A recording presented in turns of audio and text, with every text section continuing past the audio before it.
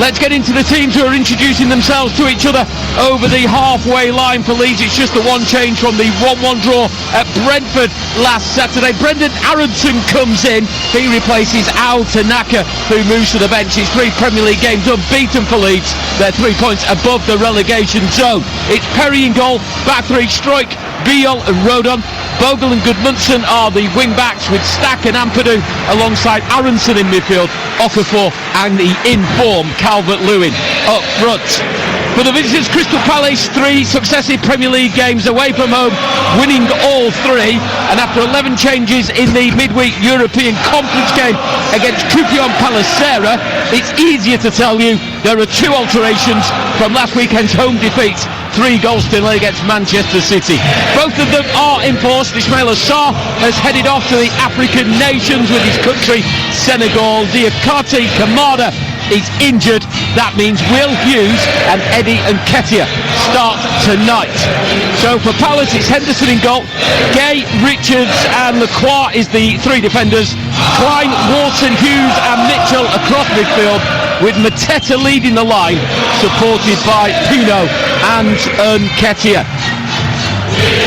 You're listening to Game Day exclusive on TalkSport 2 with Sky Sports. Don't forget, you can stream all the Sky Sports action flexibly, like Leeds versus Crystal Palace, which is live right now. Just search Now Sports. We're moments away from kick-off. Alongside me, John Dunn, is the former Leeds United manager Simon Grayson.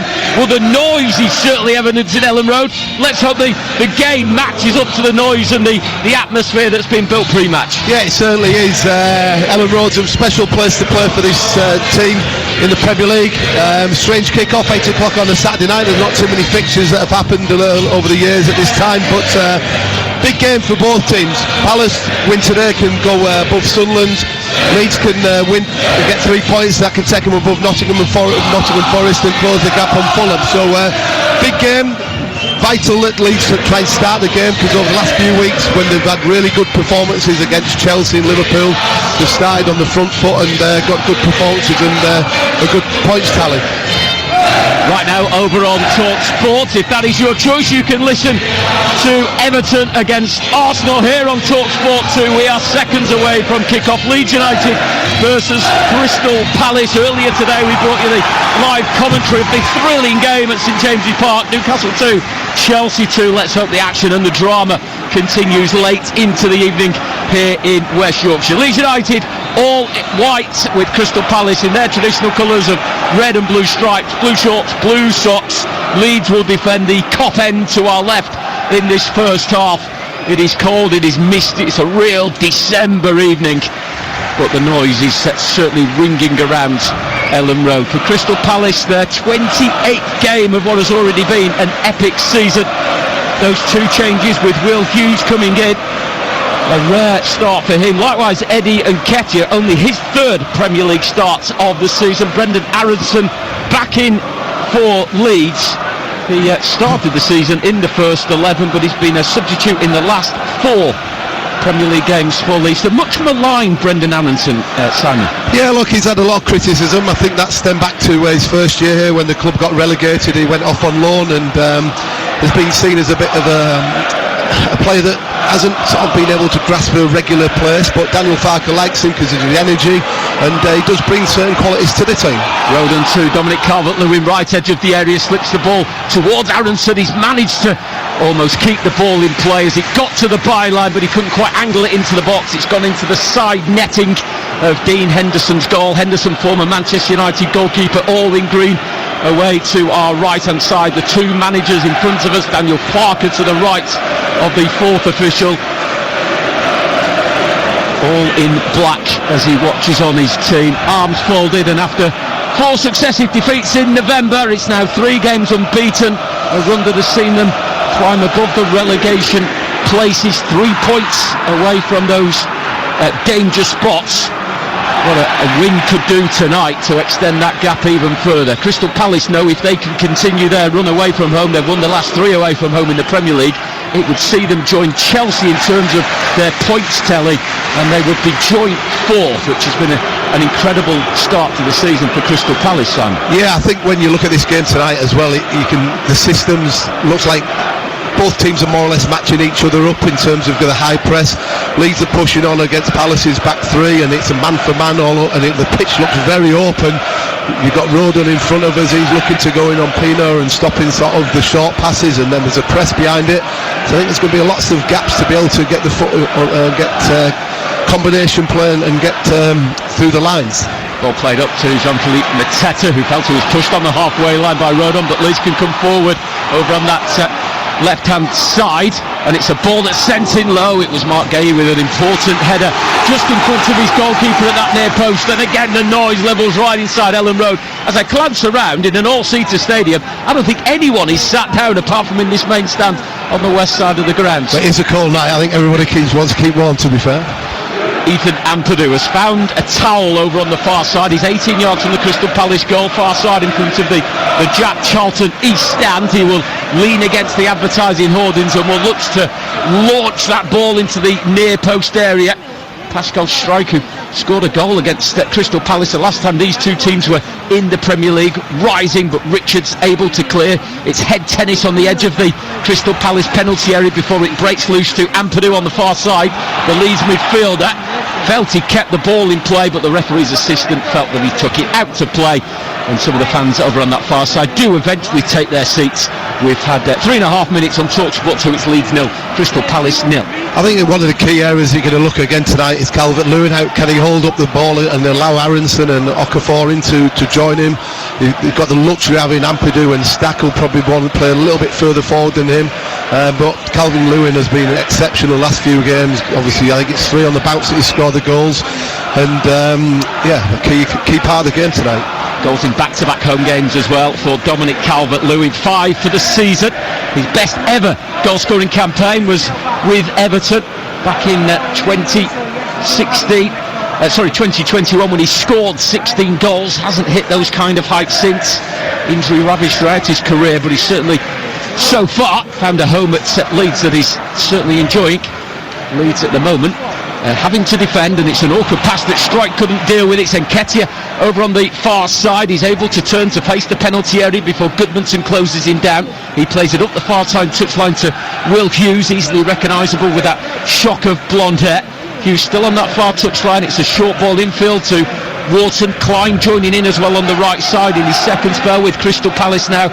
Nathaniel Klein, it's his 3rd Premier League start in a row, and hadn't started again up until this recent run. Such has been the injuries that have ravaged this Crystal Palace side. He's got 16-year-old Joel Drakes-Thomas on the bench tonight. Oliver Glasner, who made his debut in the midweek draw in the Europa Conference League. Pino trying to stretch to play the ball over the halfway line as it was drilled into him from Mark Gay. Couldn't quite grasp it under control. Leeds had possession again. It's gone back to their goalkeeper Lucas Perry. It's 0-0, 5.5 minutes gone. I think you look at Palace at just the last couple of minutes there, they're trying to take the sting out of the game and making sure that sort of Leeds don't get any impetus with the home supporters. Certainly backing this team after a couple of good results recently. Wharton and Hughes, they know the division really well. There's some really talented footballers that can handle the ball and make sure that they're making it very difficult for Leeds to try and get into that final third.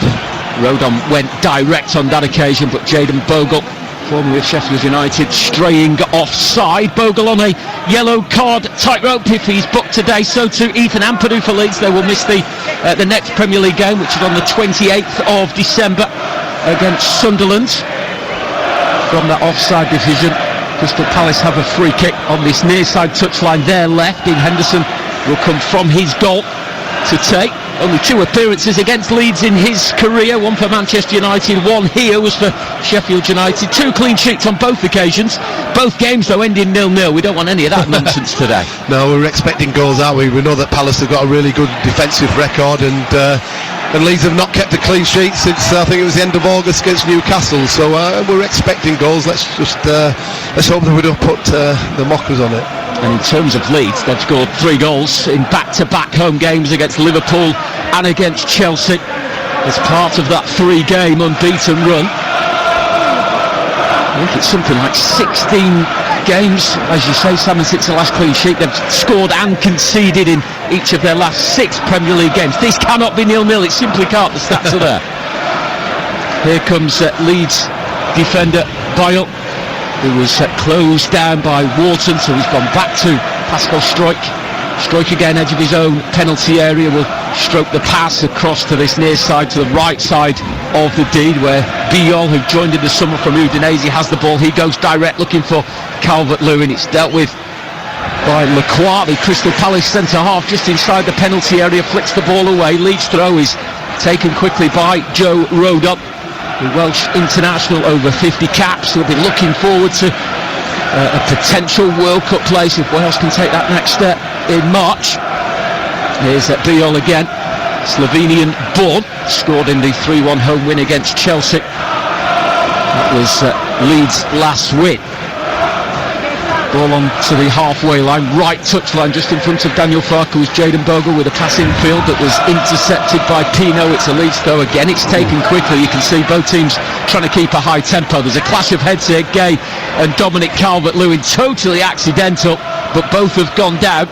Gay looks slightly the better of the two, but he's on his knees at the moment, rubbing the back of his head. Calvert-Lewin, it was his forehead, went straight into the back of Gay. And it's Calvert-Lewin who at the moment is face down on the ground with the two medics either side of him to check his well-being. Leeds really don't want to lose him. No, they certainly don't, because Nemecha's injured at this moment in time, who's the natural replacement as a number 9. But you saw Gay, he again makes the header and then just stumbles backwards and falls into Calvert-Lewin, and the back of Gay's head has caught Calvert-Lewin, so a bit worrying. I think, like you say, Gay, I think will be fine. Calvert-Lewin's a little bit more sprawled out on the turf, and he will be a massive miss, will Calvert-Lewin, not just because of the goals that he scored recently, but his hold-up plays, linking play.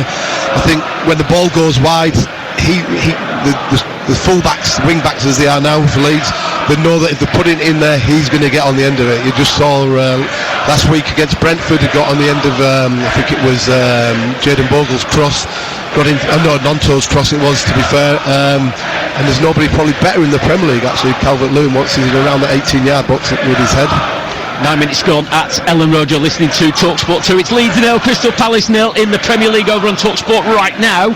You can switch and listen to Everton versus Arsenal. Sam Matterface, your commentator, alongside Charlie Adam. Best place to listen, of course, is on the TalkSport app, where you can keep switching between the two games. You can also get onto the app to check what's going on in the PDC World Darts tomorrow. We've got Game Day Live. Sam will be back in action to keep an eye on all of the football and sport that's taking place, including Aston Villa against Manchester United in the Premier League. We'll also have updates on the Scottish Premiership and the AFCON, which is getting underway. More Premier League commentary on Monday. It's Fulham versus Nottingham Forest at Craven Cottage. And then Crystal Palace are back in action on Tuesday. The games just keep coming for Oliver Glasner's team. Dominic Calvert-Lewin is still down, by the way. Arsenal Crystal Palace Carabao Cup quarter-final. Adrian Durham will be alongside Jim Proudfoot and Scott Minto. Full commentary of that one. The winner will play Chelsea in the semi-finals of the Carabao Cup. For Crystal Palace, Simon, and for Oliver Glasner, as I mentioned, 28 games already this season. He hasn't got the biggest of squad. They've made the fewest changes of any team in the Premier League. He's getting so much out of what is quite a small squad. Yeah, he certainly is, and I'm sure he'll be one of their managers when he'd be delighted to see that January window open. I'm pretty sure Crystal Palace will be going out and bringing a couple of players in, because they're in a really strong position both in the Premier League and the Europa Conference League, where they're in a good position, and he'll just want as many options available and try and keep players as fit as possible. We are back underway with the uncontested drop ball. Both players, Gay and Calvert-Lewin, just stood on the touchline ready to get their call to resume. Calvert-Lewin just having the physio maybe apply treatment to his forehead once again. Both eager to get on the field as Mitchell comes down the left for Palace. It's a left-footed cross from the byline. It was a firm headed clearance by Biol, the Leeds centre-half. Aronson winning the ball back on the touchline in front of us, spinning away from the challenge of Mitchell, and his ankles tapped. Aronson goes down, free kick to Leeds, 0-0 at Ellen Road. Well, we spoke about Aronson just before, about what he does and doesn't bring to the team. To be fair, on this particular occasion, he's got his energy and wriggled around and got Leeds that free kick that they needed just to take the sting out of the game and get Calvert-Lewin back on the pitch, and back to 11 aside now. Lovely touch by Adam Wharton, very highly rated player, played in the last couple of England games, hoping he'll be in the squad for the World Cups in the summer. Ampadu's pass was intercepted by Hughes, who can go down the right side. Jean-Philippe Mateta has pulled away. It's his cross from the right of the penalty area.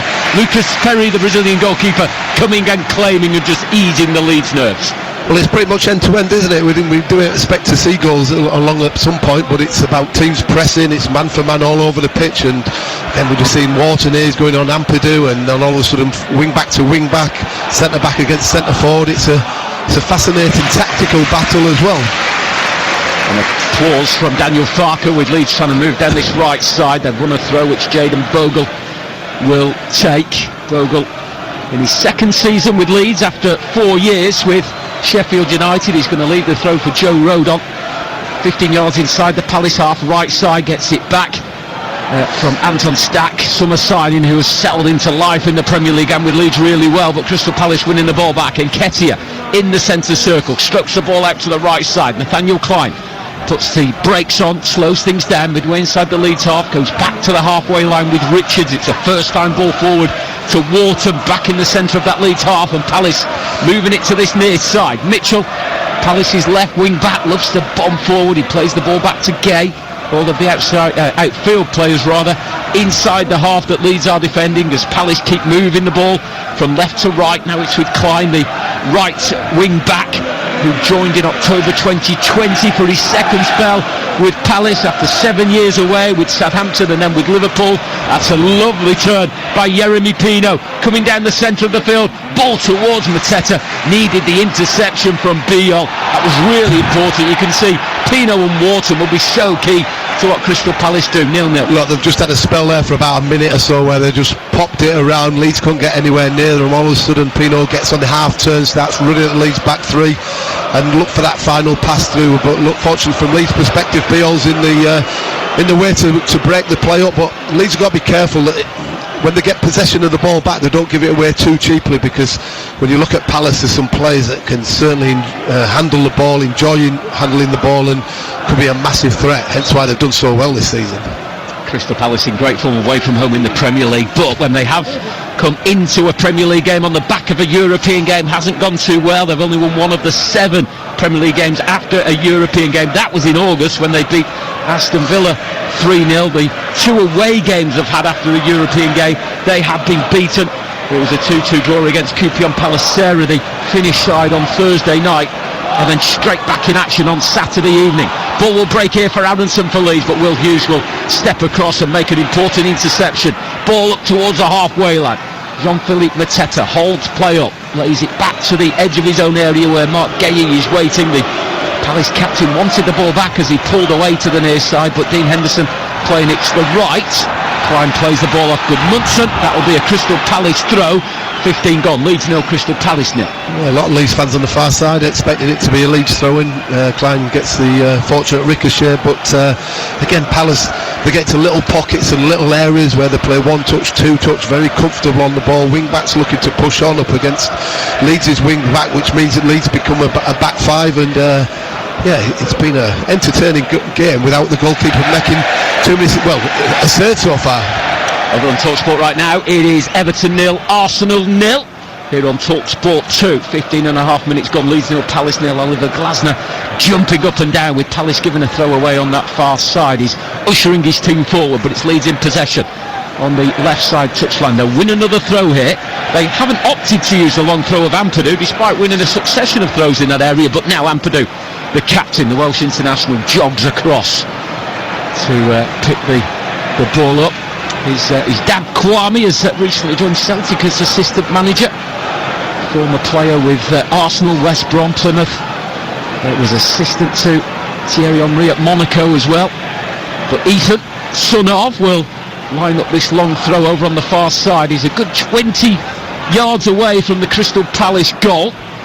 Strike is at the near post. Biol is trying to make a move into that area as well. It was towards Biol. It's headed away by Jean-Philippe Mateta, still inside the penalty area. Calvert-Lewin with his back to goal. He's come through, and it was the shot that came in from Joe Rodon that took a deflection and just bobbled wide.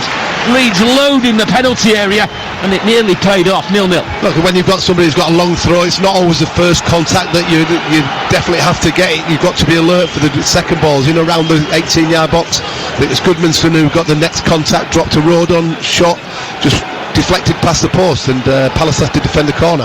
Anton Stack with a floaty curled delivery, and Rodon again was rising, and a glancing header 6 yards out that falls wide. The centre half with 2 opportunities, and the first real opportunities of the game. Yeah, great ball in from Stack, in swinging corner, and Rodon gets a little bit of a run on the Palace defenders, and probably should have done better, should have maybe hit the target. I saw recently Bijol, he got a header from a Stack in swinging corner against Liverpool. Got to be aware of the set pieces, Palace. Rodon has 2 Premier League goals this season. Both came here. A 2-2 draw against Bournemouth and a 2-1 win against West Ham. Here is Nketiah coming through the centre of the field. Briefly got away from strike, but then he has him to deal with again before playing it to the left to Mitchell. Pino shuffles across. He's got the space to deliver a right-footed ball in towards the penalty area. Once more, Lucas Perry, confident goalkeeping, 0-0. Yeah, Leeds faithful there, wanting Perry just to release it a little bit quicker. I think they were looking for Okafor, looking to break very quickly. Decided to take the sting out of the game, but Palace have got into them areas, haven't they? The final third, and 2 or 3 times the crossing hasn't been quite level of quality that we expect from them. Lucas Perry receiving the ball back from Bio. Perry joined in the summer from Lyon. Brazil born. Both of his clean sheets came in August. 0-0 here against Newcastle, 1-0 against Everton. None since. He did miss a handful of games with an arm injury. Caldalo, the deputy. Here's Pino, midway inside his own half. Lovely scale and a turn to feed the ball into Wharton, who will come over the halfway line, left of the centre circle, a back heel back to Pino. This is really nice. This is Mateta, edge of the area. Now it's Nketiah, and a shot and a save from Perry. It was right at him, but he had to react and get down swiftly to push the ball to safety. But the move before that, the link-up between Wharton and Pino, superb. Yeah, you look at them two, they really enjoy playing in the same team. They've got the movement.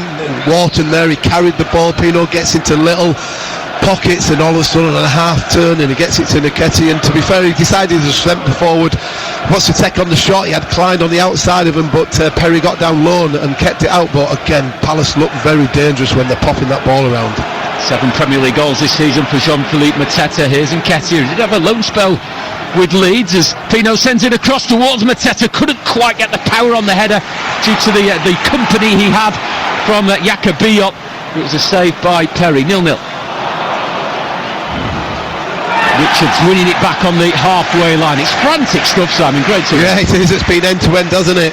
Palace is certainly showing their quality, as I keep mentioning there. Leeds really have got to try and take this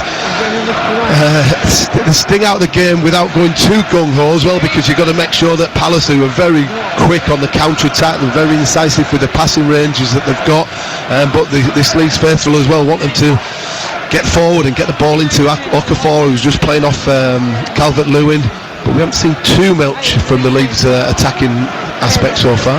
20 minutes gone at Ellen Road on TalkSport 2, Leeds 0, Crystal Palace 0. Mentioned Eddie Nketiah. It was the first half of the 2019-2020 season. He was on loan with Leeds, 19 appearances, 5 goals. He's also scored 3 goals in 3 appearances against Leeds when he's come up against them. All of those for Arsenal, all of them at Emirates Stadium.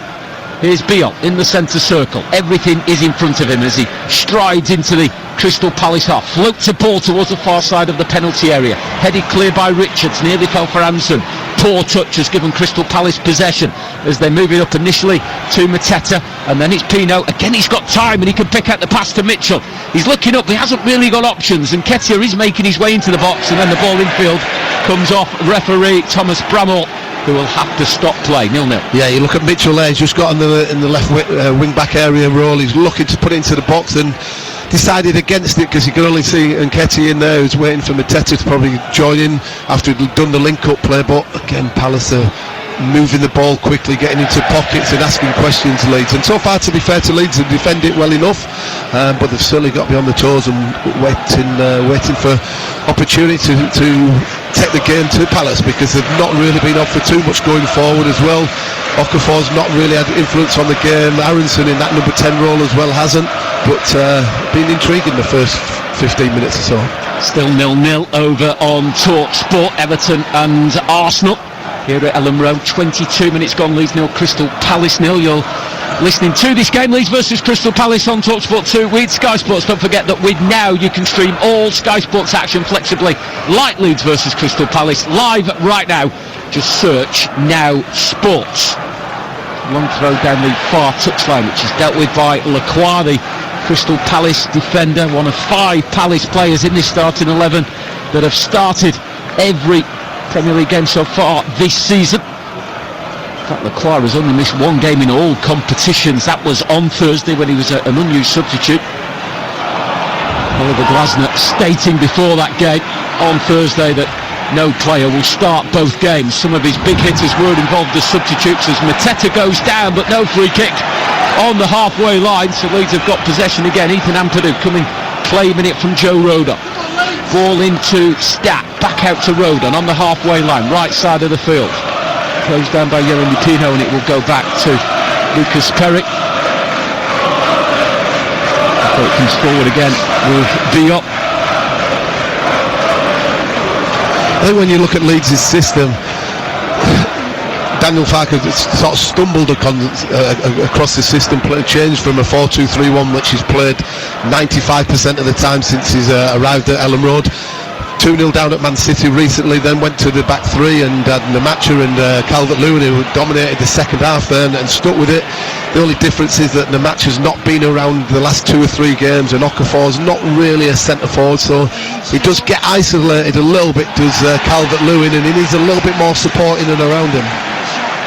Leeds have got themselves a free kick. Yeah, it was a back 4 for the opening 13 Premier League games with that switch, unbeaten in 3.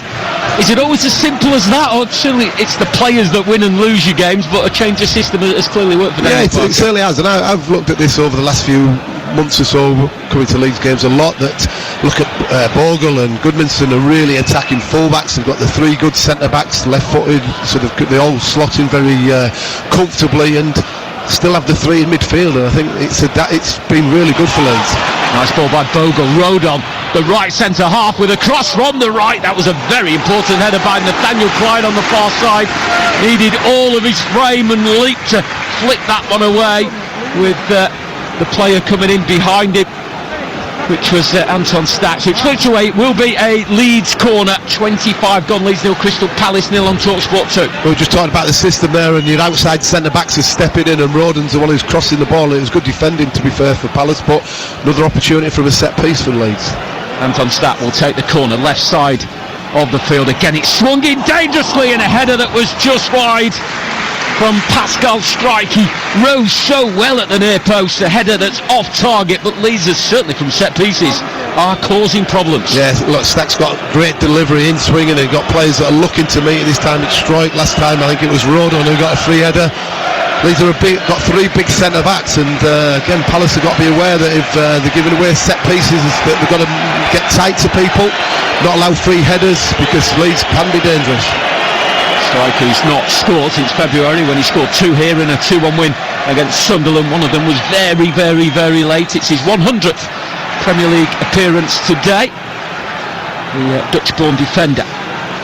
Here is Mark Gay, England international. Ball sent forward over the halfway line, but gifted straight to Jayden Bogle. You're listening to Leeds versus Crystal Palace on TalkSport 2 with Enterprise Rent-A-Car. Whatever it is, they're here for it.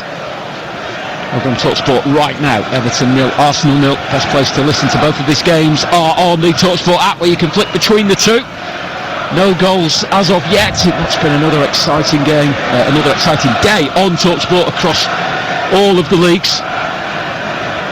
We've got a packed Boxing Day for you with the EFL, with 4 Championship commentaries and then a Premier League commentary 8 o'clock on Boxing Day night, Manchester United versus Newcastle. Before that though, we've got live commentary, Birmingham versus Derby, Millwall versus Ipswich, Coventry versus Swansea, and Wrexham versus Sheffield United on TalkSport and on TalkSport 2. Certainly plenty of football coming up this festive period, which is all the supporters love it, especially in the UK, though. England and Scotland, it's been great that you have that tradition, and lots of games for everybody to go and enjoy, hopefully.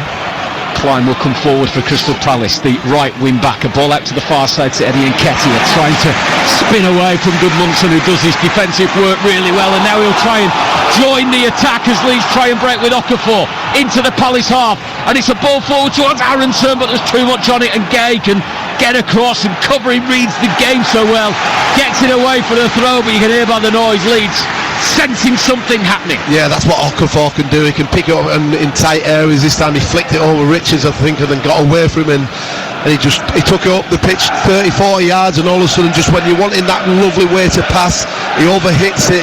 When he was looking for Aronson and Gay, he came across, but good play from Okafor.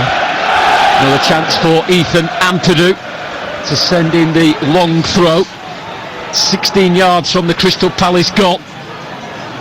Oliver Glasner looking nervously on, clapping his hands, now folds his arms as the throw is launched to that near post area. That will be a corner, a clearing header from Richards, and the pressure remains. It's 0-0. Well, look, it's obviously been a hot topic over the last few weeks, hasn't it? People talking about the long throws, and obviously 20-30 years ago it was just the norm, wasn't it? But it's such a dangerous weapon that people can have, that first contact, second contact can lead to mayhem in around people's 18-yard boxes. Anton Stack to take this corner, right-footed again. It just hangs in the air and so close to the goal. It was missed by everybody, and out for a goal kick. Those corners are just so tempting. They float and they glide in, but with a bit of curl, just needs a touch. Well, he's got a lovely technique, and he just leaves it in that sort of middle of the goal, 6-yard box area, and it allows the three big centre backs to go and attack it, and looking at sort of Calvert-Lewin in there as well, and sometimes you have a running jump. I think Palace do a bit of zone marking, which sometimes allows the opposition to get a run on them. Certainly a great opportunity for Leeds to try and capitalise on. I think that's 3 or 4 corners from that in-swing inside.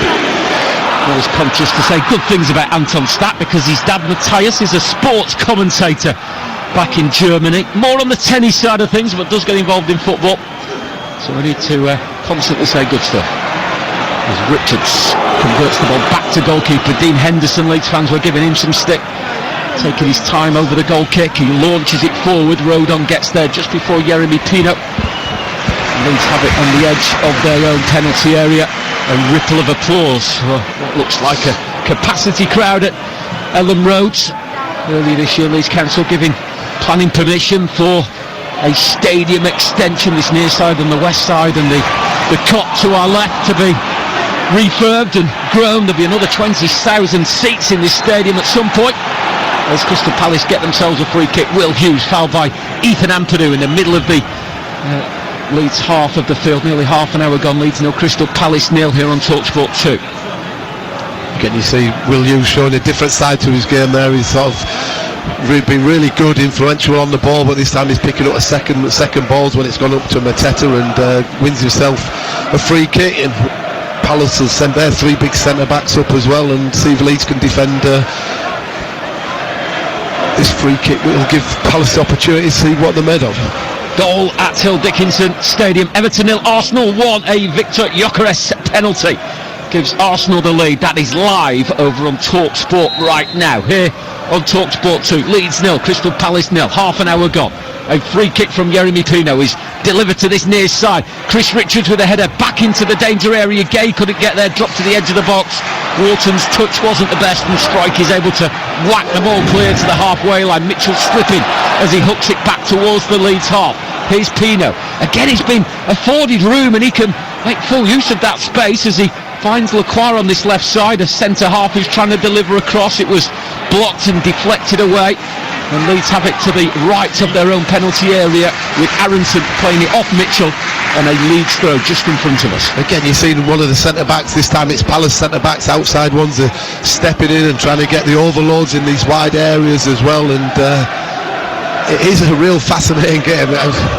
We haven't had too many clear opportunities, have we? But the intensity's been there. Some really good passages as a players.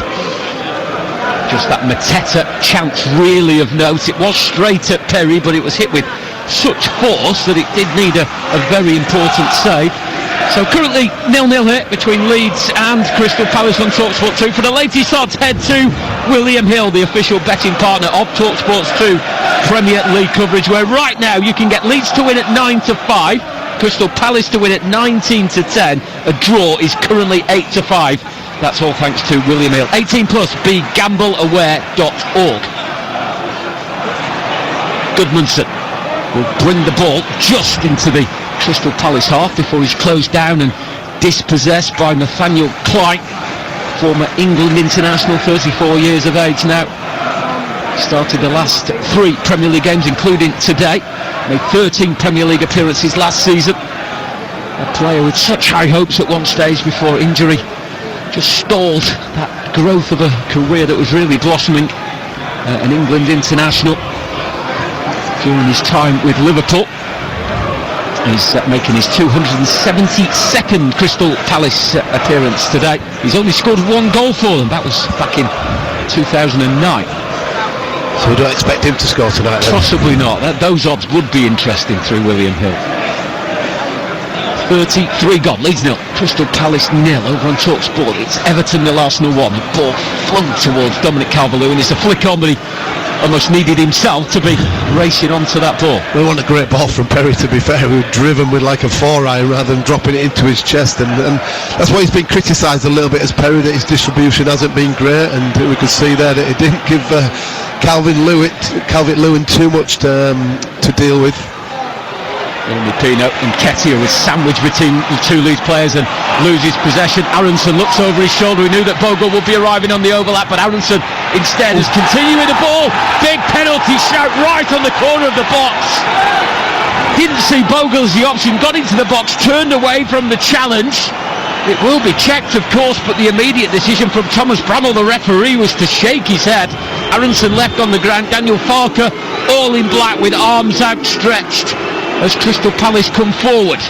Tyreek Mitchell adjacent to the 18-yard line on this left side of the field. Mark Gay comes to join him, the England international, playing the ball back to Lacroix and then to Richards either side of the centre circle on the halfway line for Crystal Palace in their red and blue striped shirts. Here's Gay again, turns away from the challenge of Aronson, whistles from certain parts of the Ellen Road crowd as they hope that the decision is being checked once more. We've yet to see a replay here as Nketiah with a neat turn. Mateta, was he onside? Edge of the area, onto his right foot, just slipped slightly as he got the shot away, and it's come from the outside of his right boot and it's curled away from goal. It remains 0-0, 10 minutes of normal time remaining. Well, we're looking for this now. Aronson breaks into the box and...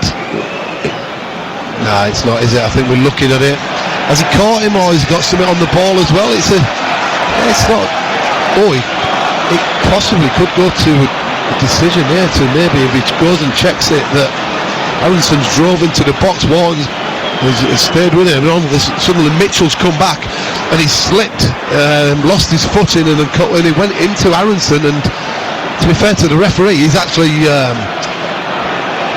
let a lot of things go, and that's contributed to the game being really good so far, but he decided at that particular time that he didn't think it was a penalty, and it looks like the on-field decision has been upheld. As we see it again. The other giveaway for me, Simon, is the look from Tyreek Mitchell. That's a guilty look as he glances at the referee. He did slip, which didn't help. Yeah, but is it contact that has taken Aronson out as well? It's sort of... It's so hard to see the replay because we're trying to watch the replay, we're watching the game at the same time, but interesting what a lot of other people think tonight. Wharton,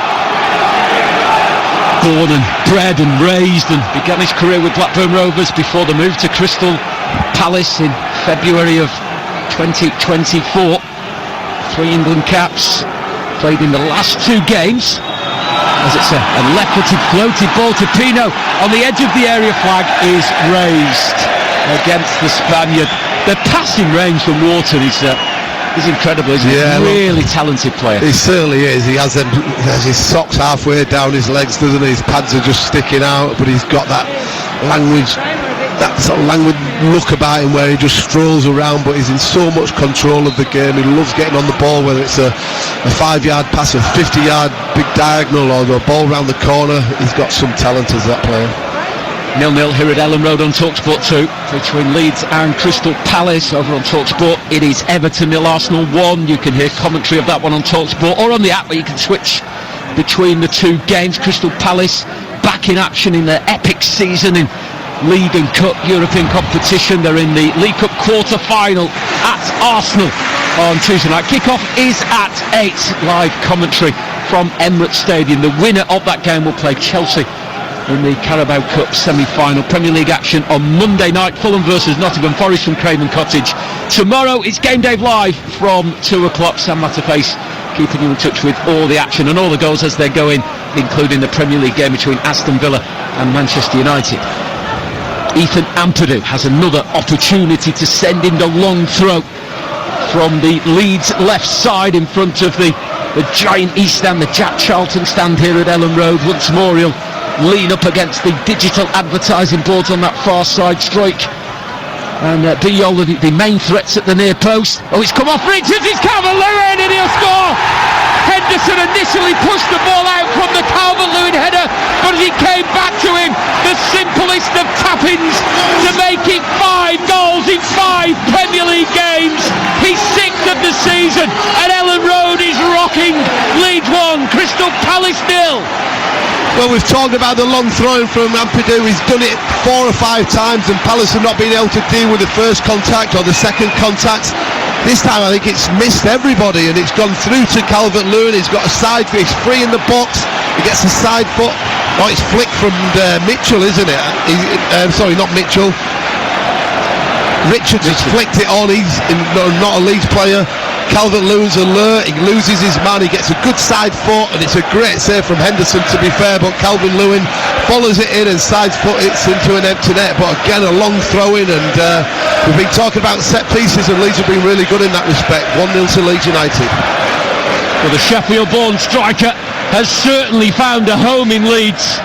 They sing his name once more. Goals in 5 successive Premier League games.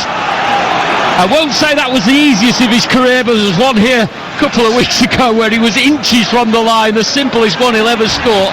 That wasn't too far out. They all count, and it's a massive lead for Leeds, close to half-time. Well, again, we mentioned it before that it's not always a first contact from a corner or a long throw-in. This time Richards flicked it on, and to be fair, a striker that's in form, he was on the move and he got the first contact, and a great save, to be fair, from Henderson. Big handball claims there.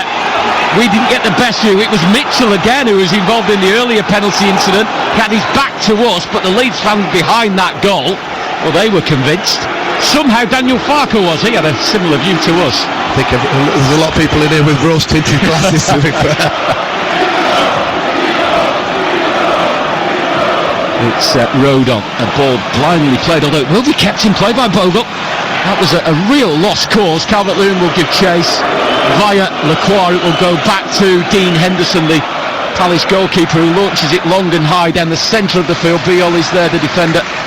And it will be kept in play by Pascal Struijk, who again goes high and long, this time down the far touchline. Ampadu will bring it under control and brings a sense of calmness to the game. 5 minutes before half-time, Leeds 1, Crystal Palace 0. Dominic Calvert-Lewin once again with the goals as Leeds looking to make it a 4-game Premier League unbeaten run. Still Everton 0, Arsenal 1 over on Talk Sport.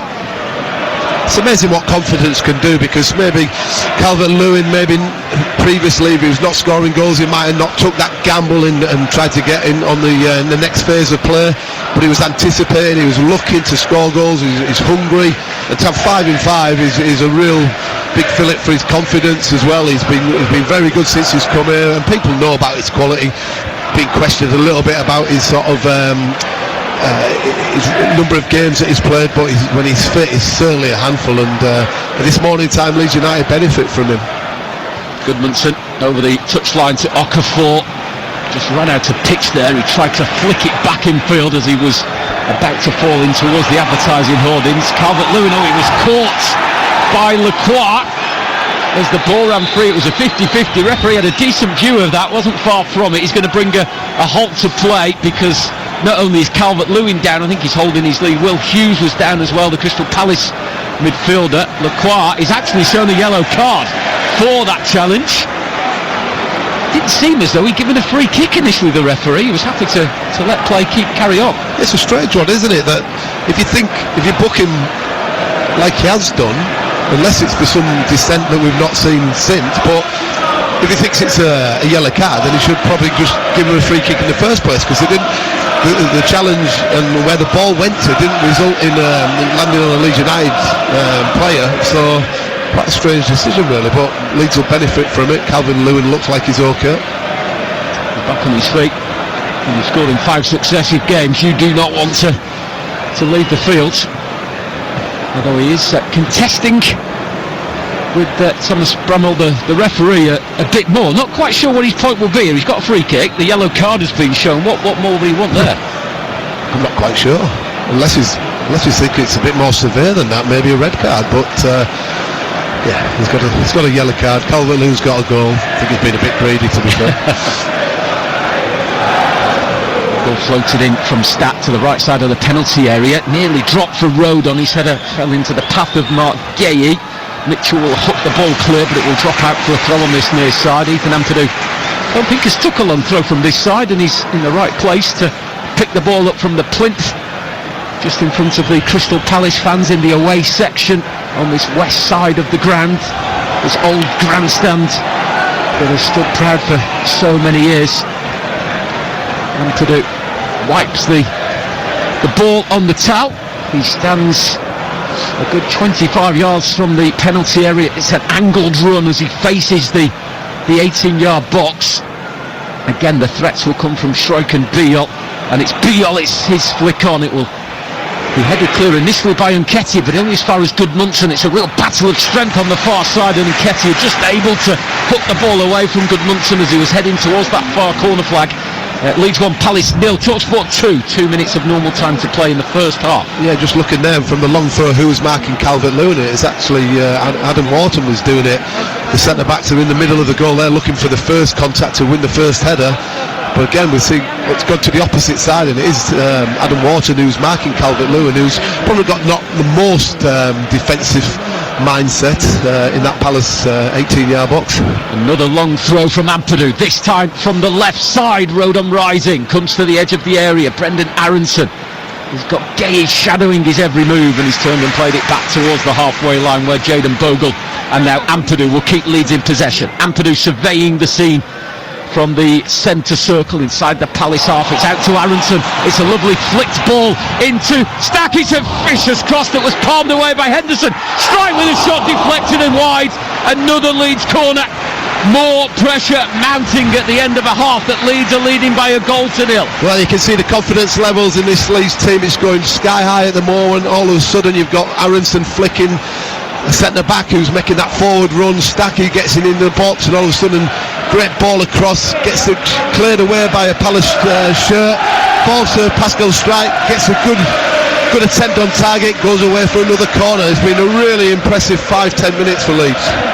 The Leeds fans in full voice, their side leading as Stack's corner is headed by Rodon towards the far post. It drops wide as we go into 4 additional minutes at the end of this first half. Leeds 1, Palace 0. Yeah, I think looking at Oliver Glasner now is a bit they've been relieved to get into half time with it only being 1-0, to be fair. I thought they started the game really well. Leeds have been dominating in these last 10-15 minutes and have been very close on a couple of occasions to getting that second goal, but yeah, it's going to be interesting talk at half time from both coaches, to be fair. Palace have won 5 of their last 6 away games in all competitions. They've won their last 3 away from home in the Premier League, at Fulham, at Burnley and at Wolves.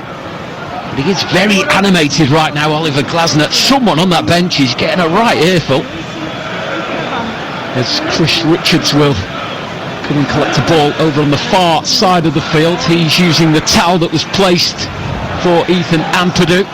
Richards himself is going to try a long throw. It's from some distance. Yeah. He's midway inside the Leeds half. In fact, maybe slightly further back than that. Again, he's got this angled run where he's facing the penalty area, raises a left hand. And it's a decent throw which will reach the penalty area. It was flicked by a Leeds player. Nearly came to Nketiah before Strike volleyed the ball clear. Poor pass towards Mitchell, closed down by Okafor, able to send it across the halfway line to Wharton. First time left-footed ball to the edge of the Leeds penalty area. Pascal Strike's header down to Ampadu, who was tripped by Gay, who was getting back into his defensive position. Gay claiming it was totally accidental and a tangle of legs, but he's going to be shown a yellow card, the second of the game, to a Palace player. yeah, it looked like Ampadu was just going to get away from him, and then yeah, he's probably just clipped him as well at the same time. But I think in this day and age, it's a soft yellow card for him to receive, but probably one that he deserved. But when you look at Palace in this last 10-15 minutes of not being able to get Hughes and Wharton on the ball like they did in that first 10-15 minutes, where they got Pino and Nketiah into little pockets and little areas and caused Leeds a lot of problems, and Leeds weathered that storm and have come through it with flying colours. We're in injury time at Ellen Road in this Premier League game on TalkSport 2, where it's Leeds 1, Crystal Palace 0. Dominic Calvert-Lewin scoring in his 5th successive Premier League game to give Leeds what could be a half-time lead. Can they increase it with a long throw? The goal came via a long throw from Ethan Ampadu, and he's going to collect the ball and dry it on the towel that's provided by the ball girl on that far side of the field. He's adjacent with the penalty area. Strike and Biol, always the threats at the near post, with Rodon and Calvert-Lewin behind them, looking for the flick on, looking for anything that will drop their way. Much lower trajectory to that one. Still inside the penalty area after it came off Strike. It's going to come back to the defender, moves it quickly back to the left side to Ampadu. It's a right-footed ball in, dangerously delivered but cleared by Lacroix. Aronson's volley doesn't get any distance, it just goes high into the air, and then Nketiah repeats what Aronson did and boots the ball out for a Leeds throw, which means Ampadu can deliver again. Panic mode there, wasn't it, from Palace? They sort of dealt with the first couple of balls that were into that box, and Nketiah there, he just had a wild swipe, and it's allowed Ampadu in this last minute of injury time to put another long throw in the box. Ampadu in front of the Crystal Palace supporters, and it's a throw that's launched again a bit lower. This great flick on, it's going to be two, and it's Calvert-Lewin again. It was Biol's flick, and at the far post lurking was the striker, who is in a mean streak right now, and Calvert-Lewin has his second of the game, and in first half injury time Leeds extend their lead. It's 2-0 against Crystal Palace. Ellen Road rocks once more. Well, it's amazing where goals can come from. We just spoke about the carnage and the anxiety that Crystal Palace was showing there. Nketiah, he slashed at one and became another long throw, and all of a sudden Bijol has been really strong in the air, and again Calvert-Lewin's on the move. He's been marked by Adam Wharton, who's ball watching. Calvert-Lewin's going in the right areas where a centre forward does, gets on the end of it and shows a composure to head it down past Dean Henderson, and it skids off the turf, back of the net. Ellen Road's rocking. Calvert-Lewin scoring goals number 6 and 7 of this Premier League season. And what a tonic right on half-time. We've seen Crystal Palace making a sub. You've got Jefferson Lerma coming on for, looks like it's Will Hughes. So Oliver Glasner has decided he needs to make a change, not in the system but personnel. But Leeds need to play from the shape of the game, the team again, where they're pressing well and make sure that when they're Palace have got the ball, they're not allowing the opposition too many holes, too many pockets, because they certainly did that in the first 15 minutes and Palace looked a threat. Jefferson Lerma on for his 99th Crystal Palace appearance. He was captain on Thursday night in the Europa Conference League game against Kupion Pelisera, on at half-time replacing Will Hughes. Lerma, the former Bournemouth midfielder, Colombian international, he's got one eye on the World Cup in the summer as well. Leeds all in white, kicking towards the Kop end, the Don Revy Kop to our left-hand side in this second half. Ellen Road has been boisterous throughout the evening on a cold December night. The mist has drifted away slightly as Crystal Palace start the half with a corner, and as you said, Simon, Leeds haven't started second half particularly well recently. These will be nervous moments. Yeah, they certainly will. I think it's something Palace that will be aware of from the previous games. So Oliver Glasner will have said, make sure we get on the ball, we ask questions straight away, and get a little bit of nervousness into that defensive back line, because they have conceded too many goals too early in the second half of games. Jeremy Pino will take the corner on the Palace left. It will be a right-footed in swinger. Gay and Richards at the near post. It was Calvert-Lewin defending and clearing, although the box is still loaded. If Palace can get the ball in, Mitchell missed his kick totally. Richards gets a touch but just feeds the ball straight to a Leeds player. and it's Stack who can approach the halfway line on this left side and slides a ball looking for Gudmundsson. Mitchell will make amends for that earlier error by getting across and just poking the ball away for a throw. But both of Leeds' goals in the first half came from Ethan Ampadu long throws, and he's going to line another one up here. 2-0 the first 90 seconds of the second half. I don't think there's going to be any surprises what they're going to do here. I don't think they're going to go short given the success that they had in the first half. Again, Palace will have been told by maybe a set piece coach that they've got to get first contact and be alert to the second ones. Ethan Ampadu with a TV cameraman lurking behind him. Richards heads away at the near post on the edge of the 6-yard area. Stack will head the ball back towards the penalty area. It's quite awkward, it was slightly behind him, but used as many of his neck muscles as he could to get some power to keep Leeds on the attack, but it will drop to Mark Gay, and it's Palace in their red and blue striped shirts that will come forward. First big touch here for Jefferson Lerma with a right-footed curl pass to the near side to Nathaniel Klein. Can't see a route forward, plays the ball back to Richards, the American defender, who is on the halfway line as Palace switch the play to the left, goes down the line to Nketiah. First time touch back into his own half. He was under real pressure from Joe Rodon. Palace keeping possession, but they need a goal. They're 2 goals behind thanks to Dominic Calvert-Lewin getting a double in the first half. Over on TalkSport, it's Everton 0, Arsenal 1. They're back underway there. There's Mateta comes deep to collect the ball on the halfway line into Yeremy Pino. It's a cross-field pass that didn't quite have the power to reach Nketiah or Lerma on that far side. It was headed away by Bogle. This is Aronson. He's got a bit of room on the right side and he's bringing the ball forward.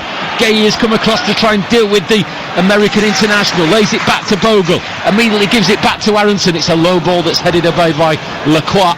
And it comes into Yeremy Pino. Good hold-up play by Mateta, but maybe not. Ampadu just gets in front of the French international to steal the ball back. And Leeds have it again, urged on by the home crowd. Leeds 2, Palace 0. Yeah, just seen Oliver Glasner there. He wasn't happy with Pino because he hit that diagonal and all of a sudden Bogle gets it, and it wasn't an easy pass in the first place, but he had Nathaniel Klein outside him. He just wanted to give him a 10-yard pass, and it's 1 versus 1, and he hits a diagonal, gets intercepted, and before you know it, Leeds were back on the attack. And again, we've seen Glasner, he's not happy with his team at the moment. They're giving the ball away too many times. It was Mateta there who didn't bring the ball under control. That was fizzed into him with his back to goal. Long ball forward for Leeds, headed clear by Mitchell, the left wing back, but it's won back by Aronson. Sliding tackle was from Eddie Nketiah, former Arsenal man. There's a slip on the far side. Mitchell again, it must be the 3rd or 4th time in this game he slipped. One of them nearly led to a Leeds penalty in the first half. Yeah, there's a few players have been doing that over the last few weeks at the surface. I'm not sure if it's reasoning behind it, but yeah, Mitchell seems to have struggled most of this second half and first half as well with his footing. Dominic Calvert-Lewin away on the far side by the corner flag, manages to hook a ball into the penalty area, away by Richards, shot by Stack, took a deflection, and Leeds corner inside the first 5 minutes of this second half that they lead 2-0 here on TalkSport 2. Well, it wasn't an area you expect Calvert-Lewin to be. He goes into the right hand side as a right winger. Ideally you'd like to have seen him in the middle and Bogle crossing it, but at least got bodies in there, comes out to edge of the box, hits the shot. With a set piece for Leeds. This time it will be an outswinger, but his delivery so far tonight has been very good. Anton Stack will raise his right arm by the corner, which is in front of the Don Revicott right side. It's an outswinger that Pio flung himself towards. It was headed away. It will come to Gudmundsson, manages to dig out a shot blocked by Mateta, not too far away from the goal. May have been going wide, but couldn't take the risk. Leeds have it now on the halfway line with Jayden Bogle, buoyed on by a capacity raucous crowd here at Ellen Road. Gudmundsson manages to spin and feed the ball down the left side to Okafor, onto his right foot, low ball headed away by Lacroix, just on the edge of the 6-yard area. Drops here for Mateta, trying to bring the ball under control, bouncing awkwardly in front of him, and as he does so, Ethan Ampadu sliding in from behind, takes the ball away from the Frenchman, trying to get Leeds back on the offensive, and Rodon has it. Ball down the right of the box to Calvert-Lewin, manages to win another corner off Richards. This is incessant pressure from Leeds. Yeah, it certainly is. Well, we had a big cheer from Ampadu's tackle as loud as when Calvert-Lewin scored, and that's what the Leeds faithful like at times. They like seeing people putting the foot in there and breaking up attacks, and Ampadu does that really well in it. It led to being on the front foot, getting more attacks going in, and another set piece on that far side. Leeds corner. Anton Stack, who took one a moment ago, will take this one as well. Leeds leading by 2-0. Could go 4 unbeaten if it stays like this, and Ketter at the near post, a cushioned header back out to play, but it will give Leeds an opportunity from the throw as Ethan Ampadu just trots slowly towards that far side. A standing ovation for the Leeds captain as he goes to collect the ball in his third season now. Ethan Ampadu, after joining from Chelsea, had loans with RB Leipzig and Sheffield United. He had a couple of spells in Italy, the Welsh international.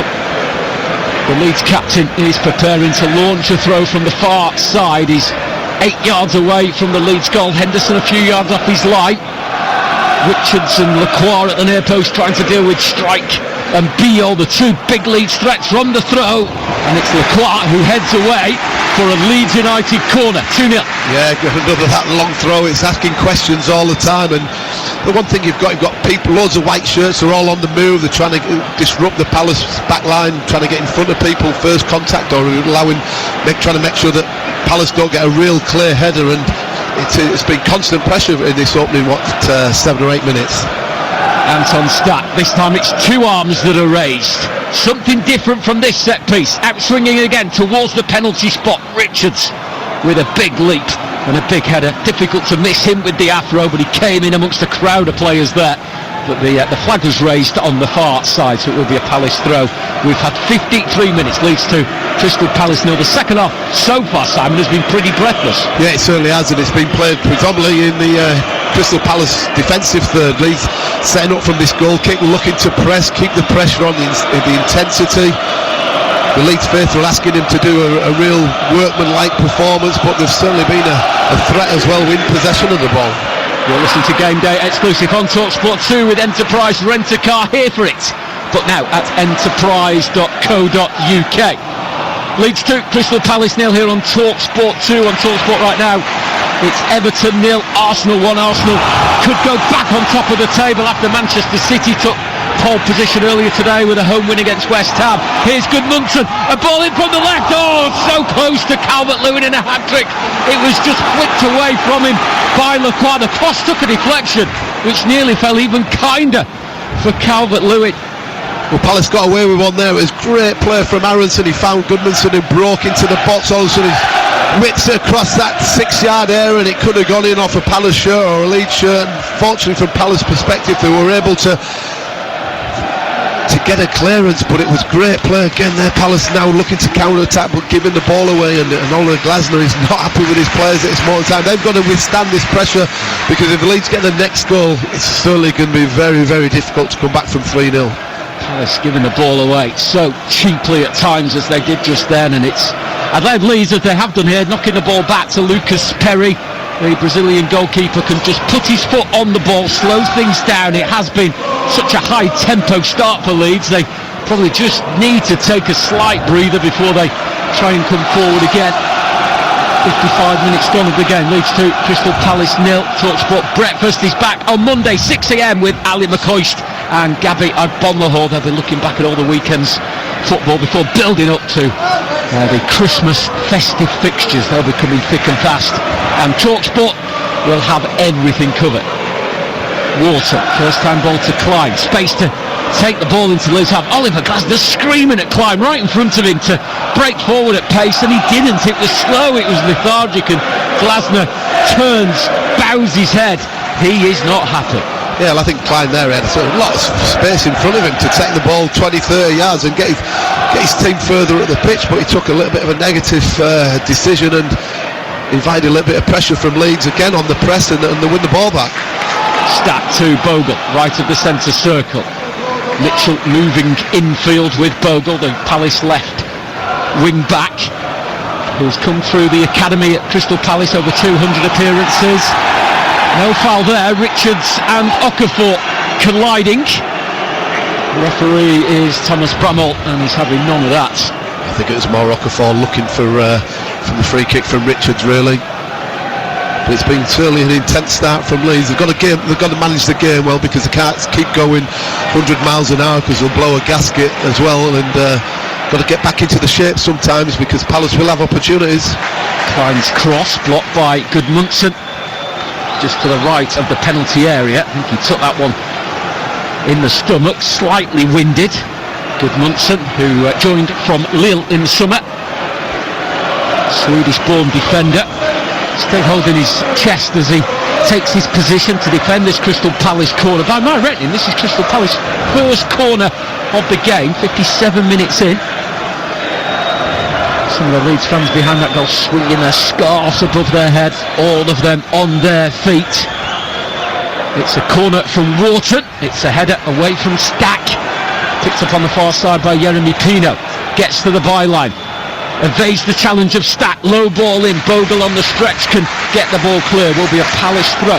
Again, you look at Stack there, he wanted to put pressure on Pino straight away, because he knows that if he allows him too much time, he's got good technique, he'll find an opportunity to ask the back three of Leeds and wing backs questions. 57 and a half minutes gone at Ellen Road on TalkSport 2, Leeds 2, Crystal Palace 0. Dominic Calvert-Lewin with 2. It's a Crystal Palace long throw. Ethan Ampadu, the creator of those 2 goals with long throws, heading that one clear. Palace trying to get a route back into the game, but as Leeds clear, Mark Gay's only real option was to go all the way back to Dean Henderson in the Palace goal. I say all the way back, he stood midway inside his own half and he launches the ball towards the far side of the field. Left Jefferson Lerma again just gifting Leeds possession, and Ampadu looks up from inside his own half, swings the ball towards Okafor, intercepted by the American defender Chris Richards. Here's Nketiah under pressure from Rodon, who has tracked the run of the former Arsenal striker all the way back into his own half. Is that the advantage of a back three, where one of the defenders can, if they want, drift into that different position knowing they're well covered? Yeah, because they can be positive, because it is more or less man for man, but sometimes you've got to be brave and step in and make sure that people can't get on the half turn and then get an opportunity to run at you or find a pass forward. So Leeds have been really positive with Rodon stepping in and Bijol and Pascal Strike as well, and so far it's been so good for Leeds. Leeds have a throw close enough to the area where you thought Ethan Ampadu might fancy it, but it's been left to Gabriel Gudmundsson with a throw down the side of the penalty area to Aronson. The challenge of Klein leads to a Leeds corner. 59 gone, Leeds 2, Palace 0. Again, just panic stations in the Palace backline at this moment in time. We've got opportunities of clearing things, and it's going out for set pieces all along. I could have mentioned to you before, Nathan Ampadu with hat-trick of assists from 3 long throw-ins. Has that ever been done in the Premier League? I'm thinking with Calvert-Lewin, I'm trying to think what foot he finished the first one with, because he's on for a perfect hat-trick here as Stack sends in the corner away at the near post, and Nketiah rising high, ball back into the area, bobbling around, Ampadu will score! Well, he set up the first 2 with the throws, and he's on hand from close range to steer home Leeds third of the game. Ampadu, the Leeds skipper, with his first goal of the season in front of a packed Ellen Road. Is it 3 points? Well, it should be now. Their dominance is really paying, and they extend their lead. Palace looked at the referee's assistant, the flag stayed down, and for now at Leeds, it's Leeds 3, Palace 0. Well, we just mentioned there about Ampadu could have get an assist to get a hat-trick. Never really thought he would be on the score sheet, because he doesn't score too often. This time it's another set piece, win the second phase, and it bobbles all the way through, and he's the first one to react to it, and he manages just his side to get a little toe end and past Dean Henderson. Yeah, but Palace are looking for offside, but I don't think it is. Again, set piece, second phase, being alert on the front foot. Palace are not being able to deal with these set pieces, and big opportunity, 3 points for Leeds. Now they're 3-0 up. Oliver Glasnow's got some big decisions to make in changing the system, but at this moment in time they're not able to do the basics, and that's basic defending of set pieces. It's his first ever Premier League goal, only his 3rd goal in his Leeds career, His other two came in an FA Cup tie at Peterborough back in January 2024. Sorry, Adrian. There is a slight pause as that goal is checked by VAR. Thomas Bramall, the referee, stood waiting for the nod. But I think, as Simon said, we assume and expect it to be given. Although this is going on much longer than we probably expected, based on your quick view in real time and then looking at the initial replay. Goal given. Leeds 3, Crystal Palace 0. Well, that's as big a cheer that you get all night for the third one, and a VAR decision as well. Again, as was mentioned before, never really expecting Nathan Ampadu to get a goal tonight. He got his 2 assists, but yeah, from his perspective, on the front foot, gambled, got in there. 3-0 Leeds United, and a long way for Palace to come back from. Klein for Palace, a low ball dealt with by Struijk. The Leeds fans behind the goal to our right, the Norman Hunter stand, well, they're bouncing, the scarf's been swung around their heads. Christmas has come early at Ellen Road. Yeah, it's got a lively atmosphere here. Obviously, when I was manager here and I support the football club, that it's there. I've used some great nights here as well, but there's nothing greater at times to see the whole place rocking. And to be fair to the team, they've given us the support, something to cheer about. They've played with endeavour, they've played on the front foot, they've been positive, they've won first phases, have been second battles all over the pitch. If again there goes up Mateta, and you've got Bijol, he's going in and making it difficult for him, and then it drops Ampadu. At least have got retention of the ball again, can manage the game, take the sting out of the game. Palace got to find a way of a few substitutions to see what they can do to try and get the next goal as quickly as possible. 63 minutes gone here at Ellen Road. TalkSport 2, Leeds 3, Crystal Palace 0. Over on TalkSport right now, Everton 0, Arsenal 1. That Gyökeres penalty in the first half at the moment has done enough to put Arsenal back on top of the Premier League. If you want to flick between the two games for the commentary, download the TalkSport app, where you can swipe the TalkSport, swipe back the TalkSport 2. Goals in both games. And at the minute, Leeds potentially have their first clean sheet. Been 13 Premier League games since been able to say that, but still 30 minutes to go. I was going to say there's a long time to go. Yeah, with the record of clean sheets so far, it's not a guarantee. But from Palace's point of view, they need to react very quickly. They can't feel sorry for themselves. They need to get back on the ball, get Wharton on it, try and create like he did in the first 15-20 minutes. We've not really seen too much of the two number 10s in Nketiah and Pino as well in this second half. It's going to run here. Oh, it's a deflection and it's wide. It was Rodon, the right centre half, arriving just inside the penalty area, right side. The ball was rolled into him by Anton Stack, and it was a shot that just took a nick off a Palace defender and just spun away and wide, but it will be a Leeds corner. Well, again, the confidence of this Leeds team this morning time. You've got Rodon, the right centre back, is stepping in and getting his shots off as well, and we've seen other players doing that. Look at Palace now. They're making at least one substitution. I think it's Nathaniel Klein coming off, is it? Klein off. It is Borna Sosa, the Croatian, who is coming on. He's only made one Premier League appearance, and that was as a last-minute sub in a defeat at Arsenal. He started 3 games in the Europa Conference. As Stats corner delivered to the far side. Great save from Henderson. It's a goal. Now scramble. Oh, it's somewhere in between a body of legs.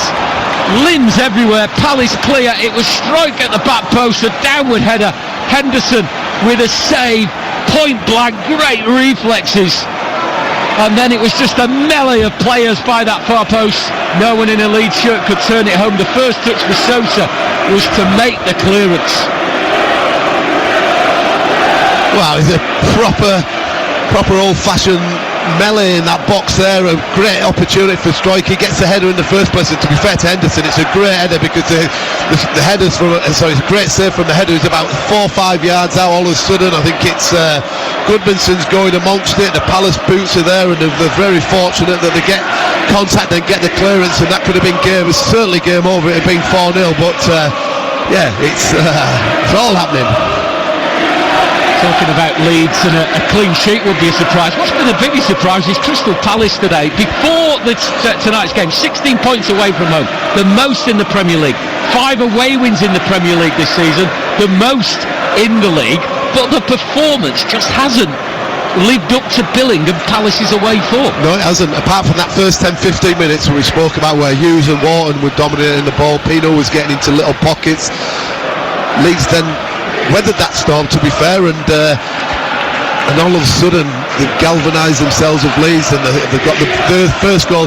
I think the first goal at Ellen Road is crucial, because sometimes the opposition get in, it can make it a lot more difficult, but once Leeds get it, the crowd is certainly bouncing around and really sort of pushing the team on, and they've gone from strength to strength, and this isn't a Palace team that you're expecting to see 3-0 down with the record that they've got this season. You're listening to Leeds versus Crystal Palace on TalkSport 2 with Sky Sports. Don't forget that now you can stream all the Sky Sports action flexibly, like Leeds United versus Crystal Palace, live right now. Search Now Sport. 67 minutes gone here. Henderson, having received treatment, the Palace goalkeeper is back on his feet. Leeds 3, Palace 0 here. 67 minutes gone. Over on TalkSport, it's Everton 1, Everton 0, Arsenal 1. Tomorrow we've got Game Day Live with Sam Matterface, keeping in touch with all of the action and goals as they go in particular from the Premier League game from Aston Villa and Manchester United. Monday Premier League action returns on TalkSport. Exclusive commentary of Fulham versus Nottingham Forest, 8 o'clock kickoff from Craven Cottage. And on Tuesday, Crystal Palace, well, as things stand, they'll be looking to bounce back from defeat. They've got a Carabao Cup quarter-final tie, 8 o'clock kickoff. Arsenal versus Crystal Palace. Winner plays Chelsea in the Carabao Cup semi-final early next year. Ethan Ampadu has another long throw, 16 yards from the Palace goal. The near post once more is loaded. Striker's the main threat. Rodon is dancing around the penalty spot, tussling with Richards as the throw comes in from the Welsh international, scorer of Leeds third. Still in the box, header forward by Rio. It's another melee before Gay manages to clear the ball. Striker stayed on side. No, he hadn't. Flag raised, and it will be a Palace free kick. Referee's only just spotted the flag. Leeds 3, Palace 0 on TalkSport 2. Again, Leeds are just anticipating where the ball's going to drop all the time. Ball in the box, it goes upwards. Leeds getting the next contact. There's 2 or 3 Palace shirts in around it. They're then waiting for each other to clear it. It drops and it caused that panic mode again. And really lucky that they got away with Striker about to come on and get a left foot shot off, and managed to get the clearance. But Palace at this moment in time have got to do something about these long throws that they're not dealing with one bit. And Ketia has played the ball out to Mitchell. There is time and space for the cross, but he'd gone too soon. And the referee's assistant on this near side has raised the flag. But despite the flag, Daniel Farke was annoyed, which I think is an understatement, at the space that Mitchell had on that far side. Yeah, and then in the other dugout you've seen Oliver Glasner. He's disappointed that his left wing back is in a good position, hasn't looked across the line, and in a good position he's ran offside. So 2 frustrated coaches at this moment in time in that particular instance, but deep down Daniel Farke will be really pleased with what his Leeds team have done tonight, where Glasner obviously is going to be hugely disappointed that they've not been able to deal with anything that Leeds have thrown at them. They've not been able to influence the game. I think apart from that first half opportunity, Mateta and the rest of his forward attacking players have not really asked Leeds United goalkeeper Perry to do anything or have a save to make. And Ketia, former Leeds loanee, has given possession straight back to his one-time temporary cup with Ethan Ampadu. Tried to just prod the ball forward towards the edge of the box. That was blocked, but it's come back to a white shirt and it's moved to the left. Goodmanson inside left position. Bogle flung himself towards the ball. Mitchell maybe just a tentative nudge that just knocked him off his path. Great ball from Goodmanson, and you're thinking Bogle's just going to get in there on the far post and head it in the back of the net, but to be fair to Mitchell, he got his body position right and defended it really well, because certainly 4-0 would have been game over. But again, Leeds wing backs, one's crossing it, one's getting on the end of it, and this time on this particular occasion Mitchell defended it really well. You're listening to Leeds versus Crystal Palace on TalkSport 2 with Enterprise Rent-A-Car. Here for it, but now at enterprise.co.uk. 71 gone. Leeds 3, Crystal Palace 0. Dominic Calvert-Lewin with the first half double. Ethan Ampadu, who'd created the Calvert-Lewin goals via long throws, scoring from close range his first Premier League goal of his career to make it 3-0, and Leeds at the minute looking really comfortable, if anything, looking to add to that tally. Crystal Palace have been giving the ball away too cheaply, and Leeds, backed by a bumper home crowd, have been more than happy to venture forward at will, and they will here again with Ampadu. Lovely ball into the path of Calvert-Lewin, right of the penalty area, tried to feed it into Aronson, arriving just inside the box on the right. That was blocked and cleared. Mitchell will use his pace here to break forward. He's over the halfway line, looking for options in field. He finds Jeremy Pino, lots of space midway inside the Leeds half. He's able to venture forward, almost invited to shoot, comes off the back of Anton Stack, falls for Nketiah, a shot that seemed to take a nick off road, and it did. It's flown over the bar, but it's a Crystal Palace corner. Leeds 3, Palace 0. Again, we're talking about Leeds there, winning a lot of second balls on the front foot, winning the battles, but then Palace getting to a real good opportunity. Pino gets in around the box and looking to strike it. Probably wasn't a strike that was going to cause Perry too much in that Leeds goal, but when it got deflected away, Leeds got to defend the corner. Pino on the far corner of the ground, Crystal Palace left side. Mateta and Lerner, the main height threat. So it's come to the edge of the area. Wharton will strike first time. It bobbled and bounced before landing in the arms of Lucas Perry. Neatly taken, something they've clearly worked on. Wharton all alone on the edge of the box. Pino finding him with a precision pass, but the shot wasn't powerful enough really to cause any problems, as Wharton sends the ball into the chest of Mateta, loses his footing under pressure from defender Jakob Biel. And again, I suppose that set piece, maybe, Simon, just sums up Palace's night. Yeah, look, it's well worked, and it's obviously something they've done on the training pitch, and to be fair to Wharton, you'd expect him to, with his quality, to a little bit more quality, to hit the ball with a little bit more power, because it went to Perry quite easily. Then quick throw, tried to get on the counter-attack, but it's about managing the game for Leeds now. They don't need to go looking for the fourth goal in this game. It might just open up a little bit more where they can count Palace on the counter-attack, because it's what Palace have to do now. They have to get the next goal, and we're running out of time. 17 minutes or so before we're going to extra injury time. But Palace subs are warming up in front of us, whether Oliver Glasner now decides that he's got one or two other options that he needs to decide upon. Looks like there's changes on both benches. Right now over on TalkSport, Everton 0, Arsenal 1. 20 minutes remaining there. Slightly less here, where it's Leeds 3, Crystal Palace 0. If you've not already done so, download the TalkSport app and you can swipe between Everton and Arsenal, and here on TalkSport 2, Leeds Crystal Palace, where Leeds currently leading by 3 goals to 0. Looks like both sides are about to make 2 changes apiece, as Crystal Palace come forward with Bourma Sosa, edge of the box, left-footed pass. Pino can turn. I think he was surprised that he was able to turn. Leeds hadn't got close to him, but then as he tries to flick the ball out to the far side, it was an interception and an opportunity for Leeds to come forward. Initially with Okafor, but the ball falls here for Brendan Aronson. Sosa closing him down. Wharton as well. Aronson coming away with the ball. The challenge was weak from Wharton, and Leeds keep possession. Yeah, again, another opportunity where second balls and tackles, Leeds are on the front foot. They're coming out of every individual battle on top, to be fair, and we're going to see substitutions, as you mentioned, John, from both teams. Looks like Tanaka's going to come on and Nonto going to come on for Leeds, just to freshen it up, keep a bit of game time into the Leeds players. Palace have to make substitutions for different reasons. Oliver Glasner is talking to one of those changes, Justin Deveni. Daniel Farker got his arm around the waist of Wilfred Nonto. As Simon said, Tanaka is the other player who is set to come on. He was the only change to the Leeds 11 that drew 1-1 at Brentford. Aronson replacing Tanaka. And now these 4 changes will take place.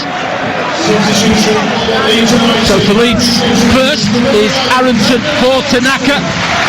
So the change that was made pre-game by Daniel Farker is reversed with 15 minutes of normal time remaining here. Aronson, as I said pre-match, much maligned, but a standing ovation for the American. He looks absolutely shattered, by the way. Yeah, look, he's been very good tonight. We spoke about him before, that he's sort of got mixed opinions with this Ellen Road crowd, but they're showing the recognition of what he's done tonight. He's worked extremely hard out of possession and got balls back and pressed and worked, and you've got Willie Nonto coming on for Okafor, which has been a substitution of used over the last few weeks, where Willie Nonto likes playing off that number 10 role behind Calvert-Lewin. Just a little bit of freshness about the Leeds team. Mateta has gone off to be replaced by Cristianos Uche, and then Devaney has come on to replace Nketiah.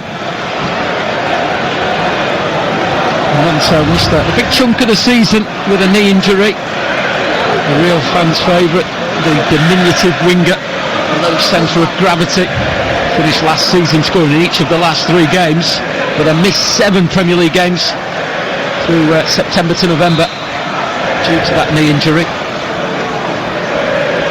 He will give Leeds another offensive spark in the closing stages of this game here on TalkSport 2, where it's Leeds 0, Leeds 3, Crystal Palace 0.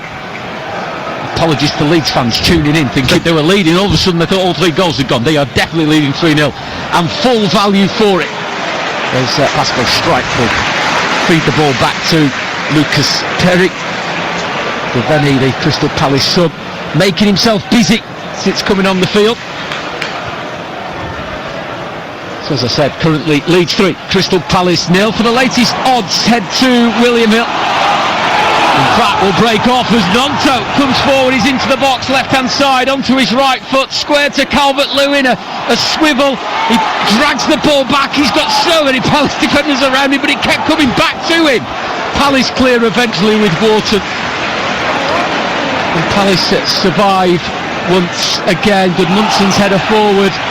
Richards will hook clear. Sosa will keep the ball in play, but his first touch takes him out. Leeds 3, Crystal Palace 0 here then, with 12 minutes of normal time remaining. For the latest odd, heads to William Hill, the official betting partner of TalkSport 2's Premier League coverage, where right now you can get odds of 3.5 goals in this game at 13 to 10. How about this one? Dominic Calvert-Lewin to score a hat-trick, 8-1. That sounds tempting. That's all thanks to William Hill, 18 plus. BeGambleAware.org. Now, is there a chance here for Calvert-Lewin to get that hat-trick from an Ethan Ampadu long throw? Both of his goals have come from this route. Can they engineer another? It's clear to Stack, who caught it sweet on the volley, but it's a shot that's driven over the bar for a goal kick. Leeds 3, Palace 0. TalkSport 2. The odds we should be checking is Ampadu assist of a hat-trick, Calvert-Lewin a hat-trick. That would be very high, and it'd have been really, really high at the start of play, that's for sure. Leeds going to make a third change very swiftly after their first 2, with James Justin, who joins on deadline day from Leicester, replacing Jayden Bogle. Very versatile James Justin throughout his career, has played either as a right back or a left back. I think he played at centre half a couple of times for Leicester as well when they played as a back 3. Justin, big smile on his face. When you're a substitute, there's no better feeling than coming on at 3-0 up. There certainly isn't, unless he makes a few mistakes and it ends up being 3-3. Then he might get a little bit of abuse, but hopefully not from a Leeds perspective.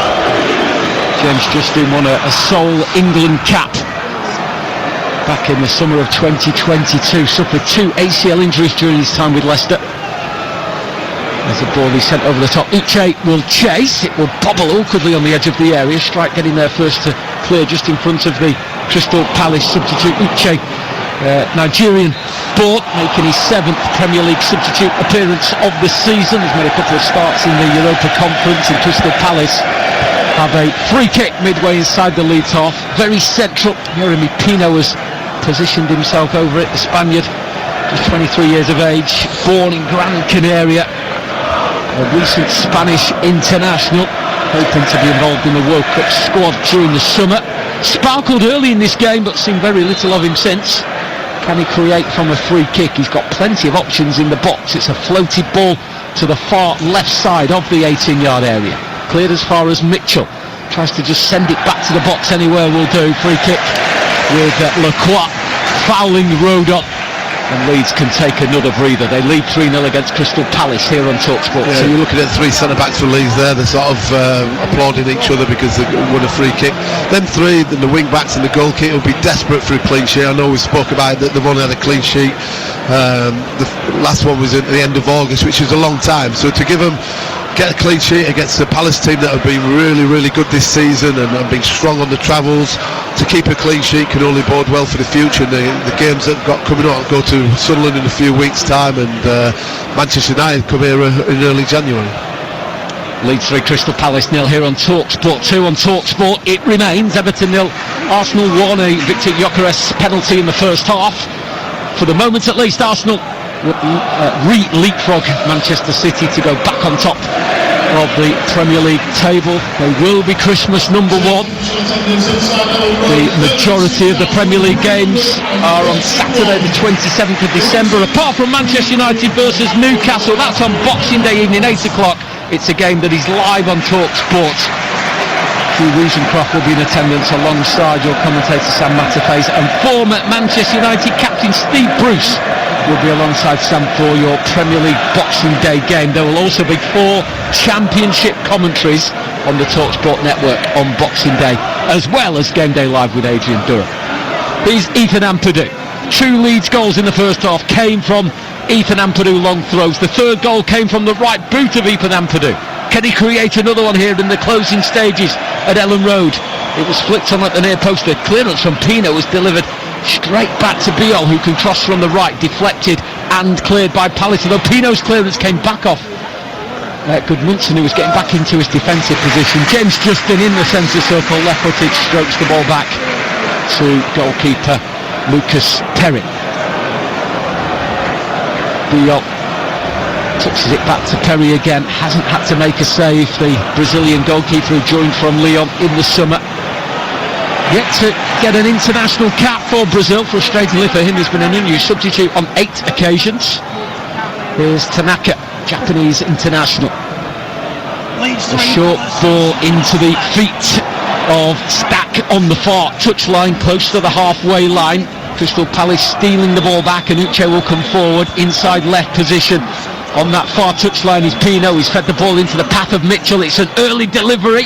Goodmunson rising to head clear on the edge of his 6-yard box. Richards will gather possession for the visitors, who trail 3-0 here at Ellen Road. And it's a ball that's sent into the feet of Mitchell on the far touchline. Pino again turns to face the penalty box, hovers his right foot over the ball, lovely ball in towards it. It's a ball that's put back to Uche, totally missed his kick. In fairness, Biol did just slide in front of him. It may have took his eye off the ball. Leeds will break with Willy Gnonto coming through the centre of the field. A ball played into the path of Calvert-Lewin. Sliding in was Lacroix, and the ball rolls through to Henderson. Calvert-Lewin looks to the skies, so close to a hat-trick. Yeah, great run from Gnonto, and the movement from Calvert-Lewin, he went one way, then he ducked off the shoulder. I think it was Gehi, and where pass just couldn't quite get into him, and we got Palace attacking. Sosa to Pino on the edge of the box, the shot that took a deflection 18 yards out, very central. Rodon got himself in front of the Spaniard. I think Pino's shot was certainly on target, whether Perry would have had that covered. He's still to make a save, the Brazilian. It will be a Palace corner. Leeds lead 3-0. More changes, and look at this, a Premier League debut for 16-year-old Joel Drakes-Thomas. He wears the number 86 shirt. He will replace Yeremy Pino. He won't be 17 until June. The England under-17 international made his debut on Thursday against Cupion Palacera. Played the full 90 minutes in the Europa Conference. Got rave reviews, not just from the fans and the manager, but from his teammates as well. Big afro, difficult not to spot him, and such is his age. Not even a sponsor on the front of his shirt. Corner comes in. That'll be another corner to Crystal Palace. Leeds just about dealing that one, awkwardly at the near post. What a lovely moment for him to make his Premier League debut at 16 years old as well. That's he's held in high regard, isn't he, with making that performance the other night. We'll be enjoying this last 5-7 minutes or so to try and make an impact on it. Another ball in at the near post. Leeds will clear with Gnonto up towards the halfway line. Henderson will come and gather the ball. close to the middle of the pitch, right-footed, left of centre, delivers it to the far side. Players jumping, the last touch was off a Palace man. It is Gay. It will be a goal kick, and Leeds are going to make their final changes of the game. First one to be replaced, Ethan Ampadu, created chaos from two long throws in the first half that led to Dominic Calvert-Lewin goals. Then he scored the third, his first Premier League goal of his career. Ilian Gruev will replace him, and Dominic Calvert-Lewin, who's got the first two goals, 6 goals in his last 5 Premier League games, has scored in 5 Premier League games on the bench, will be replaced by Joel Pirie. Yeah, big round of applause from Daniel Farke and the Leeds faithful for both these players. Ampadu has been exceptional. Talking about his assist and his goal, but his all-round play. He's won a lot of second balls. He's been that proper leader. Calvert-Lewin obviously playing with lots of confidence, showing his quality, being in the right place at the right time.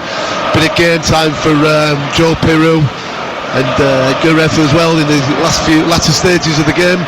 Job done. Both go have a rest and get ready for the next fixture in a week or so.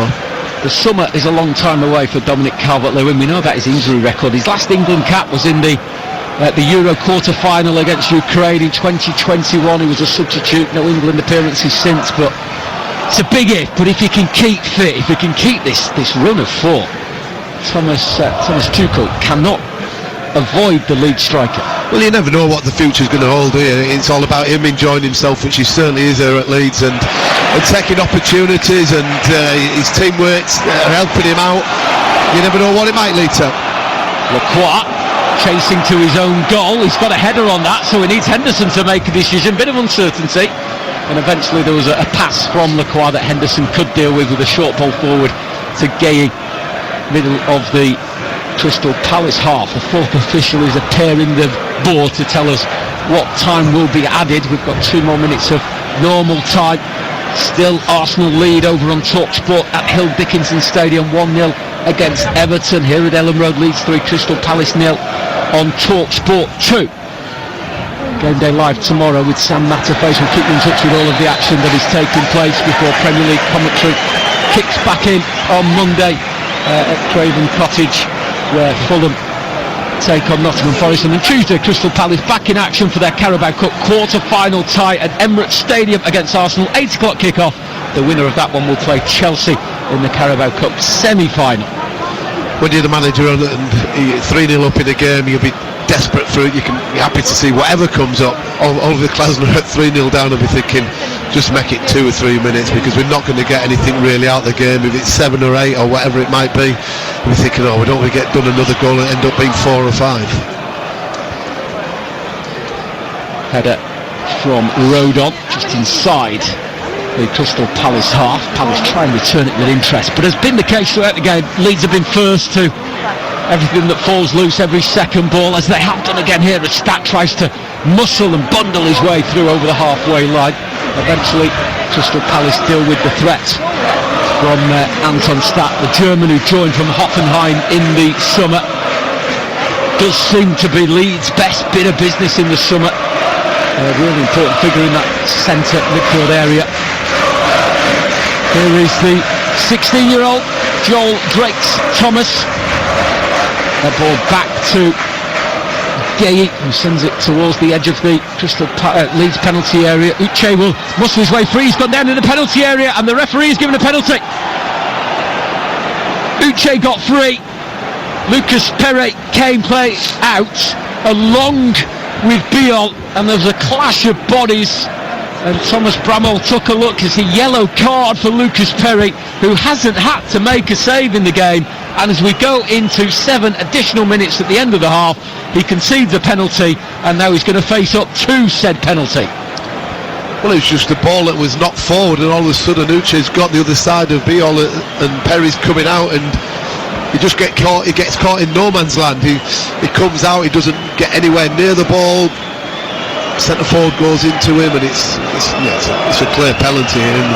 And Leeds will be devastated, because all they wanted to do is try and keep a clean sheet, as we mentioned so many times, they're not being able to do since August. Potentially he's got an opportunity to redeem himself if he can make the save.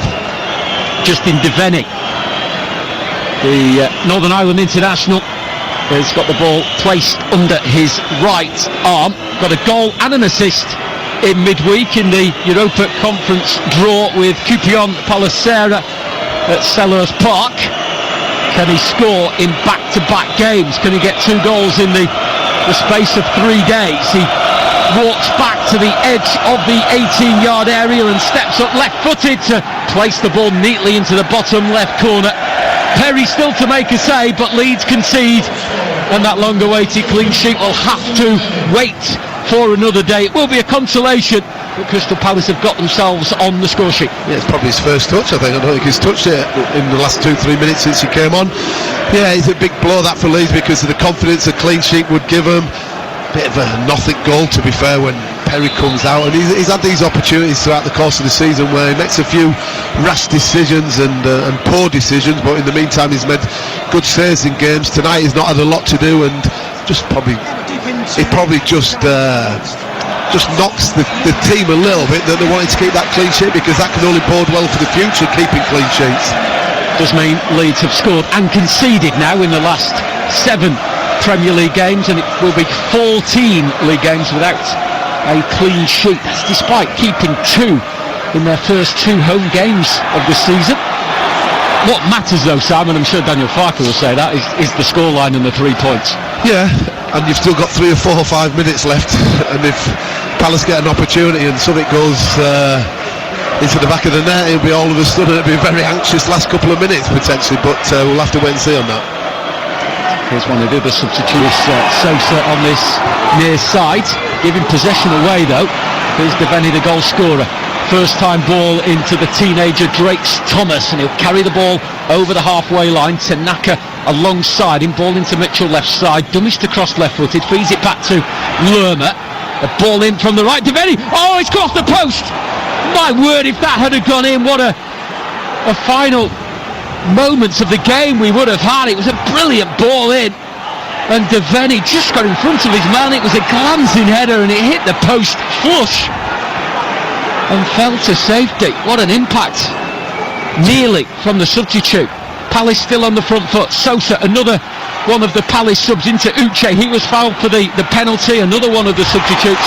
Leeds can clear. Real chance of a break here with Nonto, but rather than sprint forward, he just slows things down on the halfway line. But then he sends a brilliant ball in towards Tanaka, who seemed to be onside, couldn't control it. It's going to roll through to Henderson in the Palace goal. Leeds 3, Palace 1. Well, just looking, going back to the opportunity, to be fair, he should have scored really. He's got a free header, heads it down, and he probably don't get enough of it, and it just hits the post full on. And as I was just saying, literally 30 seconds before that, if they do get that second one, it would have been a real anxious last 2, 3, 4 minutes or so, and fortunately from Leeds' perspective, they've got away with it. We played 94 minutes here on TalkSport 2. There was an additional 7 shown, but that happened as the penalty was given, so I'm thinking we'll see at least 8. It's Leeds 3, Palace 1 here on TalkSport 2. On TalkSport, they're into injury time there as well. Everton 0, Arsenal 1.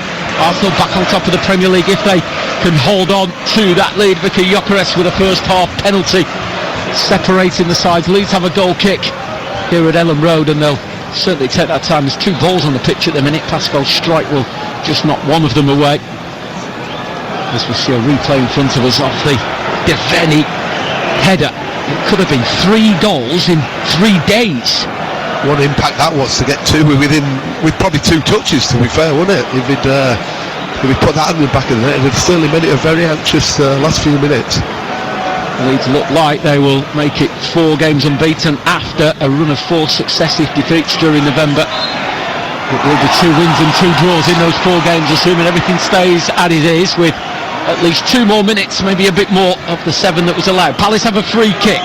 It's inside their own half, but goalkeeper Dean Henderson will take. It's scooped towards the far side of the field. Big leap from James Justin. We drop here for Chris Richards, the defender. Is midway inside the Leeds half, moves it out to Joel Drakes Thomas, the 16-year-old, places his foot on the ball, plays it short to Jefferson Lerma on the far touchline. Now it's Gueye.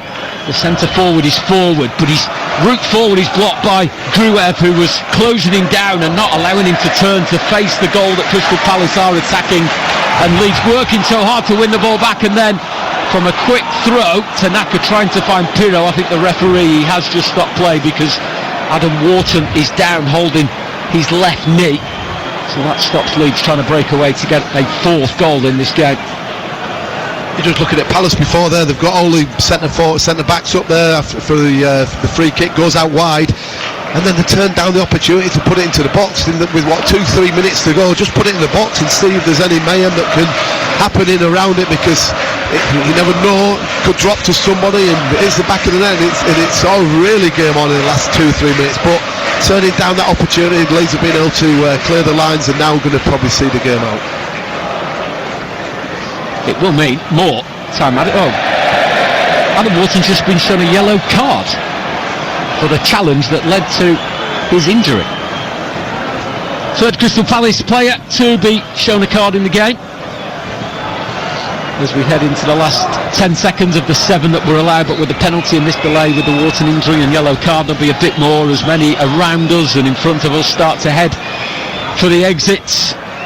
Leeds fans confident that their team will head into Christmas with a 4-game unbeaten run, but I think more importantly a 6-point gap away from the bottom 3. Leeds throw on the far side. James Justick will take. He's about 15 yards inside the Palace half, taking his time before launching it down the touchline towards Pirro. Mitchell there first. Forward by Rodon midway inside the Palace half. Now he'll race back to join his 2 central defenders to halt Crystal Palace getting any further traction in this game. It's Leeds coming forward with Pirro looking for Gruev. Not often he gets forward. Oh, is he tripped? The referee takes a long look. Well, he's blown his whistle, but he's certainly not pointed to the spot. He's looking towards his assistant. Is he going to help him out here? Everyone is very confused inside Ellen Road. It's a penalty, and Leeds will have a chance to restore a 3-goal lead. Gruev forward, and it was substitute Borna Sosa who slid in. Well, no, that's outside the penalty area. That will be checked, I'm sure. It definitely is a foul, but I think it will be a free kick when VAR intervene. He's made the tackle and he's caught Gruev outside. Surely it's not going to be a penalty. His momentum has carried him forward, and that's when he's fallen, and there's contact in the box, but it was more the first contact was outside the box. I'd be very surprised if this doesn't get overturned. We're just seeing the replays on the screen that the officials back at Stockley Park will be looking at. Craig Pawson is the VAR official, assisted by Nick Hopton. And I'm pretty certain in a moment, well, Pascal's strike at the moment has got the ball under his left arm, on his hip. Lacroix, the defender, is almost saying, no, you're not going to take a penalty, it's going to be a free kick. Whether he's had word from the Crystal Palace dugout, because he's glancing in that direction. And now the referee is just walking away from a body of players on the edge of the box. He's going to blow the whistle. He's made the sign of the screen, and I think we're going to hear him over the PA system. Foul challenge, the contact is outside the area. I was trying to avoid the Christmas cliche, but that was like a pantomime boo there from the Leeds crowd. It certainly was. Like, it's a very clear and obvious decision, wasn't it? It was outside the momentum, carried him forward into the box. Well, 3 Leeds players are over the free kick. Tanaka, Pirro and Stack. Stack is Leeds set-piece expert. Still playing on TalkSport. Everton 0, Arsenal 1 closing stages there, but you can't miss a free kick on the edge of the box here on TalkSport 2. Maybe even the last kick of the game. In fact, the full-time whistle has gone at Hill Dickinson. Everton 0, Arsenal 1. Arsenal back on top of the Premier League. Here at Ellen Road, TalkSport 2. It's Stack with a free kick. Oh, it's brilliant! And the Leeds 4th is delivered, gift wrapped, ready for Christmas from Anton Stack. His 3rd of the season, back-to-back goals here at Ellen Road, and in injury time he sends those Leeds fans home with Christmas cheer and the biggest of smiles. Perfectly placed, up and over the wall to the left of the goal, and it's Leeds 4, Crystal Palace 1.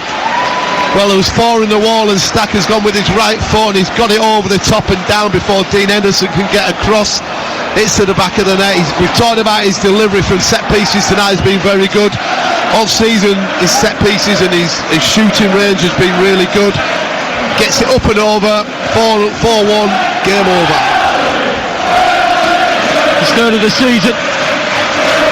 Wasn't quite in the top corner, was it? Whether is that one for the wall to look at or one for the goalkeeper to look at, or do we just admire Anton Stack? I think you just say well done. You got an opportunity up and over and down. Well, in the first half, Dominic Calvert-Lewin scored with the last kick of the game. In the second half, Anton Stack with the last kick of the game seals a 4-1 victory for Leeds United. They go 4 unbeaten and they go 6 points clear of the bottom 3 in the Premier League. Crystal Palace can't continue their really good form away from home. They couldn't make it 4 wins on the bounce away from Selhurst Park, and they can't go joint fourth with Chelsea. They were poor today.